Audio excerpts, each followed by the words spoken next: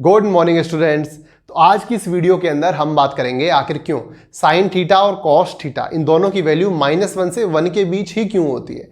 कभी ऐसा क्यों नहीं हुआ कि साइन थीटा या कॉस थीटा की वैल्यू आपको 2, 3, 4, 5 इस तरह से दिखी हो या फिर -2, -3। हमेशा ऐसा क्यों होता है कि इनकी वैल्यू -1 से +1 के बीच ही होती है। और आपने अगर इनका ग्राफ भी देखा हो तो इनका जो ग्राफ है वो भी इसी तरह से चलता है कि इनकी वैल्यू हमेशा -1 से लेकर +1 इन दोनों के बीच में ही वेरी करती है। आखिर ऐसा क्यों? चलिए इसको हम एक राइट एंगल ट्राइंगल की मदद से समझते हैं। देखिए राइट एंगल ट्राइंगल उसे कहा जाता है जिसका एक एंगल 90 डिग्री का होता है। अब इसमें एक एंगल तो 90 डिग्री का है, अपनी तरफ से मैंने एक एंगल मान लिया है जो है थीटा। अब इस थीटा के रेस्पेक्ट में बात की जाए तो सामने वाली जो भुजा होती है उसको कहा जाता है परपेंडिकुलर, और थीटा से जो बिल्कुल संबंधित भुजा होती है या बिल्कुल सहारे की भुजा, लगी हुई भुजा, उसको कहा जाता है बेस।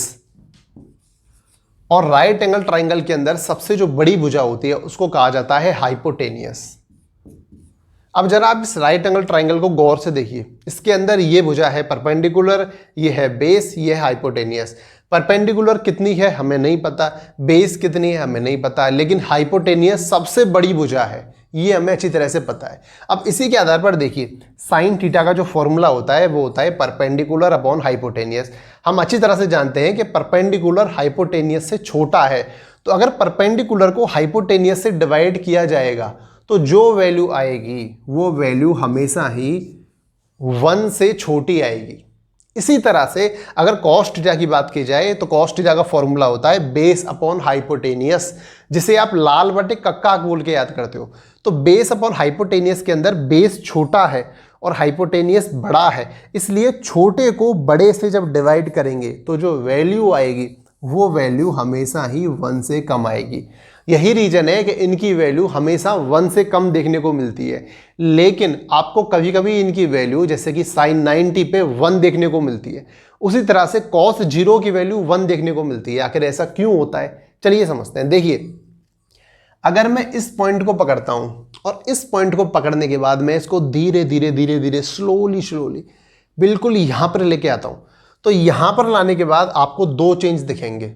कौन से? सबसे पहला चेंज कि जो बेस है वो हाइपोटेनियस के इक्वल हो चुका है, और हमें पता है अगर बेस हाइपोटेनियस के इक्वल हो जाएगा तो ये वैल्यू क्या बन जाएगी?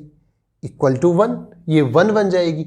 और ऐसी कंडीशन में जब मैं इस पॉइंट को यहां लेके आऊंगा तो ये थीटा घटता घटता घटता घटता घटता कितना हो जाएगा? 0। और हम एक बात अच्छी तरह से जानते हैं कि कॉस 0 डिग्री पर वैल्यू क्या होती है? 1। इसी वजह से कभी कभी कॉस 0 डिग्री पर वैल्यू आपको 1 के बराबर तो देखने को मिलती है, लेकिन कभी भी 1 से ऊपर नहीं जाएगी, हमेशा या तो 1 के बराबर होगी या 1 से कम होगी। अब बात करते हैं साइन की वैल्यू। तो आप अच्छी तरह से जानते हैं कि साइन 90 डिग्री पर कितना होता है? 1। मान लीजिए मैं इस पॉइंट को पकड़ता हूं और इस पॉइंट को पकड़ने के बाद मैं इसको इस यूं खींच के लेके आता हूं, और जब मैं इसको यूं खींच के लेके आऊंगा तो हमारा परपेंडिकुलर और हमारा हाइपोटेनियस दोनों बराबर हो जाएंगे जब मैं इस पॉइंट को यहां लेके आऊंगा। और परपेंडिकुलर और हाइपोटेनियस जब दोनों बराबर हो जाएंगे तो इन दोनों का रेशियो जो होगा इक्वल टू कितना आएगा? 1, यानी 1 के बराबर होगा। और जब मैं इस पॉइंट को यहां लेके आऊंगा तो ये थीटा बढ़ेगा बढ़ेगा बढ़ेगा बढ़ेगा, और बढ़ के कितना हो जाएगा? थीटा बन जाएगा 90 डिग्री में। और हमें अच्छी तरह से पता है कि जब साइन 90 डिग्री होता है तो उसकी वैल्यू कितनी आती है? 1। तो आई होप आपको अच्छी तरह समझ आ गया होगा आखिर क्यों साइन थीटा और कॉस थीटा इन दोनों की वैल्यू -1 से लेके 1 के बीच ही होती है। -1 या 1 से ज़्यादा कभी नहीं हो सकती। आई होप आपको ये वीडियो पसंद आई होगी। Thank you.